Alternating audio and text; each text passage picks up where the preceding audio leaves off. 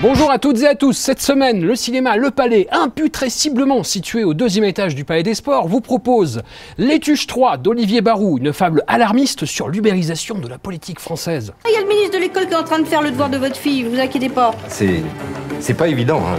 Si vous n'y arrivez pas, comment voulez-vous que les mômes s'en sortent, hein? C'est quand même qu'il y a un problème de programme. La Ch'tite famille de Danny Boone, un conte quasi moral sur les contaminations croisées du snobisme et de l'idiotie congénitale. Je suis là pour vous aider à perdre ce vilain accent. On ouvre la mâchoire.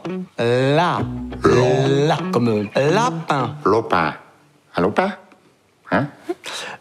On va commencer plus simplement. Hein. Le retour du héros de Laurent Tirard, parce que le cinéma français peut aussi, à l'occasion, parfois, produire de bonnes comédies. Face à 2000 Anglais qui chargent en ma direction. Ils ne sont plus qu'à 100 mètres. Mon doigt se pose sur la détente. Et là, la cavalerie est arrivée. C'est ça la chute. Bah, c'est nul. Je vous l'accorde, mais c'est de ma vie. Et on ne la choisit pas. Belle et Sébastien 3, de et avec Clovis Cornillac, l'homme dont la filmographie est plutôt drôle mais n'a strictement aucun sens.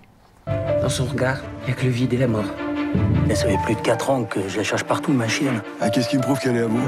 Les aventures de Spirou et Fantasio d'Alexandre Coffre, du grain à moudre en attendant la trahison cinématographique a priori encore pire de Gaston Lagaffe. Mais paumé. Je peux vous poser une question? Eh oui. Qui tient le volant? Eh ben moi.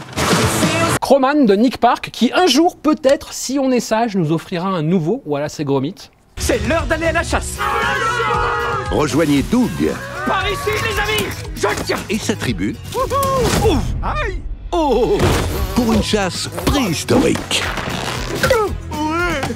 Champion. Le voyage de Ricky de Toby Genkel, un film dont le cœur est au bon endroit, à défaut de sa vision. Je vais leur montrer comment on vole, moi. Il y a un moineau qui veut tenter le vol jusqu'en Afrique.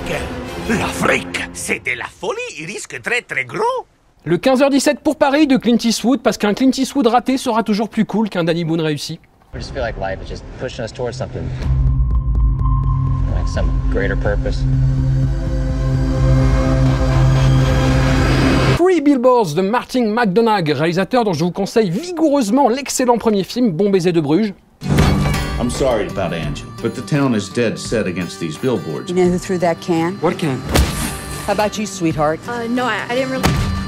Criminal Squad de Christian Gudegast, une hilarante parodie viriliste de Hit, même si apparemment c'est pas trop fait exprès. Let me ask you this, okay? Do we look like the types who'll arrest you, put you in handcuffs, drag you down to the station? Not at all. We just shoot you. It's less paperwork. Wonder Wheel de Woody Allen, un retour dans les années 50, le bon vieux temps quand les hommes étaient des hommes et que les femmes restaient à leur place sans balancer des porcs outrageusement, tout ça tous les 4 matins.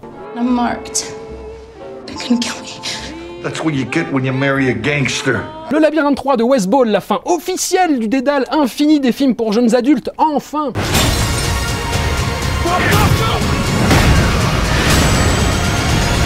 Black Panther de Ryan Coogler, le film Marvel le plus important et le mieux écrit depuis que Marvel existe en fait, ce qui est assez assurant sur la marge de progression de la firme.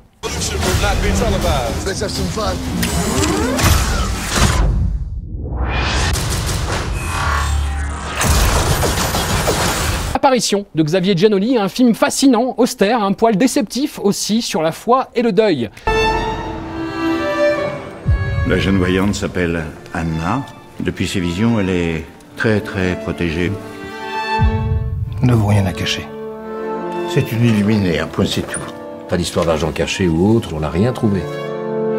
Voilà, il ne me reste plus qu'à vous souhaiter de bonnes séances et à très bientôt.